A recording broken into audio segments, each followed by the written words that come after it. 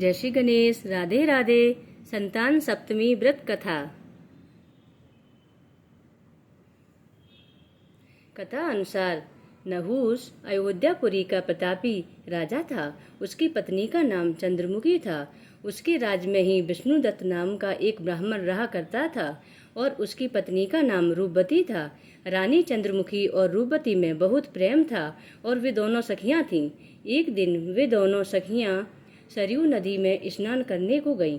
वहां उन दोनों ने देखा बहुत सारी स्त्रियां जल में स्नान कर रही हैं। उन स्त्रियों ने वहां पर माँ पार्वती और शिवजी भगवान की मूर्ति बनाकर विधि पूर्वक उनका पूजन किया। तब रानी चंद्रमुखी ने उन स्त्रियों से पूजन का नाम और विधि पूछी और उनमें से एक ने कहा, हमने शिव पार्वती जी की पूजा की है।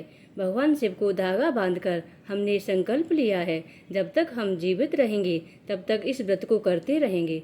यह मुक्ताभरण व्रत सुख और संतान देने वाला।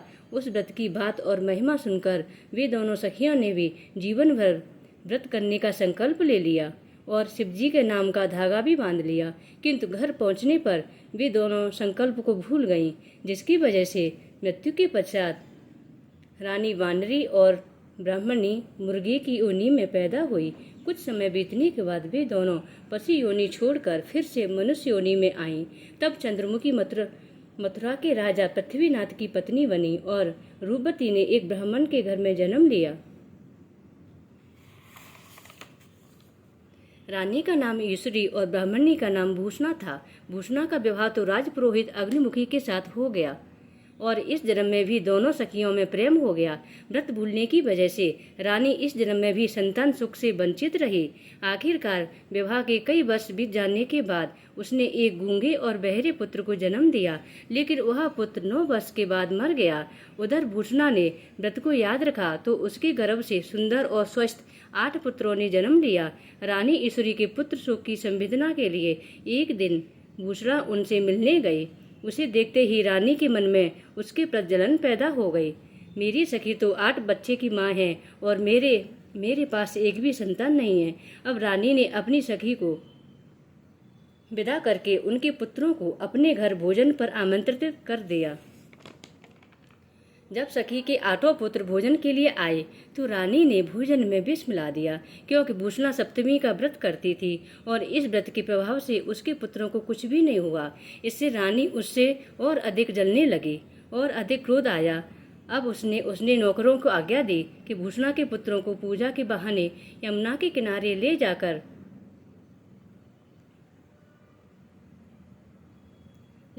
जल में ढकेल दिया जाए। किंतु भगवान शिव और माँ पार्वती की कृपा से भूषणा के बच्चे को कुछ नहीं हुआ, बच गए वो। अब रानी ने जल्लादों को बुलाकर आज्ञा दी, ब्राह्मण बालकों को मार डालो, पर वो लोग भी बालकों का कुछ नहीं कर पाए। यह सब सुनकर रानी को बहुत आश्चर्य हुआ। आखिरकार रानी ने भूषणा को सारी बातें बताईं और भूषणा से क्षमा याचना करने लगी, कहने लगी, हे सखी, मुझे माफ़ कर दो। मैंने तुम्हारे बच्चों को मरवाने का बहुत प्रयास किया था, परंतु मैं असफल रही। उसने पूछा, किस कारण से तुम्हारे बच्चे नहीं मरे? तब भूषणा कहने लगी, क्या तुम्हें पूर्व जन्म की बात याद नहीं है?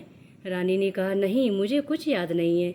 तब भूषणा ने कहा, पूर्व जन्म में तुम राजा नहुष की रानी थी और मैं तुम्हारी सखी थी। हम दोनों ने भगवान शिव का धागा बांधकर संकल्प लिया था कि जीवन भर संतान सप्तमी का व्रत करेंगे, किंतु हम दोनों इस व्रत को करना भूल गए और व्रत की अवहेलना करने के कारण हमें विभिन्न प्रकार की योनियों में जन्म लेना पड़ा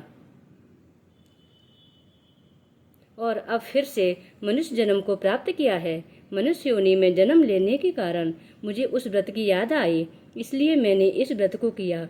उसी के प्रभाव से आप मेरे पुत्र को चाहकर भी मरवा ना पाए। ये सब सुनकर रानी ने भी विधि पूर्वक संतान सप्तमी का व्रत किया। फिर से रानी बहुत जल्द गर्भवती हुई और सुंदर बालक को जन्म दिया और कहा जाता है उसी समय से यह व्रत पुत्र प्राप्ति और संतान सुख के लिए किया जाता है। बोलो भगवान शिव और माँ पार्वती की जय।